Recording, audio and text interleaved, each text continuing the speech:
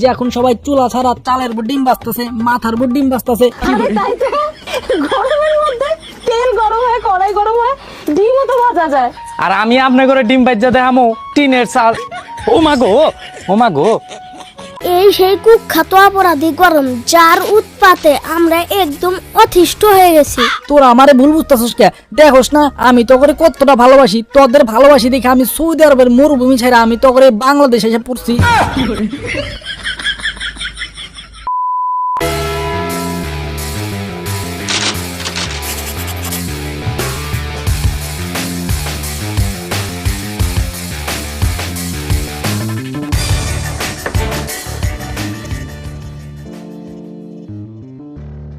Order order order, আদালতের কাজ শুরু করা হোক।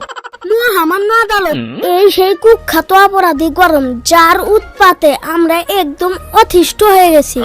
শুধু তাই নয় মহামান্য আদালত, এই গরমের উৎপাতে কোনো প্রেমিক প্রেমিকা পার্কে গিয়ে একটু শান্তি মতো প্রেমও করতে পারছেন। যেদিকেই তাকাই শুধু গরম আর গরম, গরম আর গরম।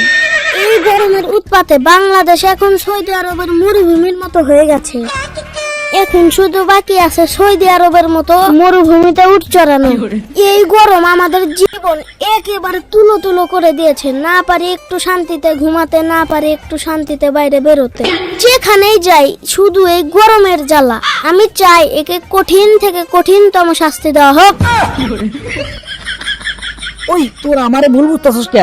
দেখোস না আমি তো করে কতটা ভালোবাসি, তোদের ভালোবাসি দেখে আমি সৌদি আরবের মরুভূমি ছেড়ে আমি তো করে বাংলাদেশে এসে পড়ছি।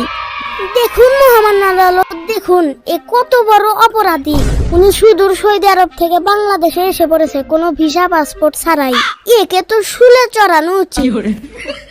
ওই তোরা আমার গরমটা নিয়ে তো মাতামাতি করতেছিস কে? আমি তো তোদের কত ভালোবাসি, যার জন্য আমি সেই দুবাই ছাইরা পৃথিবীর সবচেয়ে বড় বিল্ডিং বুর্জ খলিফা সেই সবের মায়া ত্যাগ করে তোদের বাংলাদেশে আইছি শুধু একটা টিকটক করার জন্য। আর তোরা আমার এই ভালোবাসাটা বুঝলি না।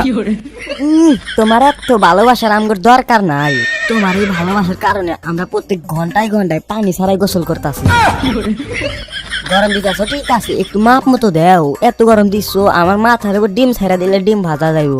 ওই তোরা কি খালি আমার গরমটাই দেখলি নাকি? আমার ভালোবাসাটা দেখলি না? আমার প্রতিভাটা দেখলি না? আমার জন্য যে এখন বাংলাদেশে কত হাজার হাজার বৈজ্ঞানী জন্ম নিছে এটা তোরা দেখলি না? বৈজ্ঞানিক জন্ম নিছে, আমি তো দেখছি বাংলাদেশে কিছু নতুন করে টিকটকার জন্ম নিছে। কেন তোরা কি দেখোস নাই যে এখন সবাই চুলা ছাড়া চালের উপর ডিম বাজতেছে, মাথার উপর ডিম বাজতেছে, রাস্তার উপর ডিম বাজতেছে? এটা কি তোরা বৈজ্ঞানিক মনে করলি না? এটারে কি তোরা আবিষ্কার মনে করলি না? অর্ডার অর্ডার অর্ডার, আদালত চাই সাক্ষী, আদালত চাই প্রমাণ। আপনার কাছে কি প্রমাণ আছে যে আপনি বাংলাদেশে অনেক নতুন নতুন বিজ্ঞানী জন্ম দিয়েছেন? আপনার কাছে যদি প্রমাণ থাকে তাহলে আদালতে সেটি পেশ করুন। প্রমাণ লাগবো?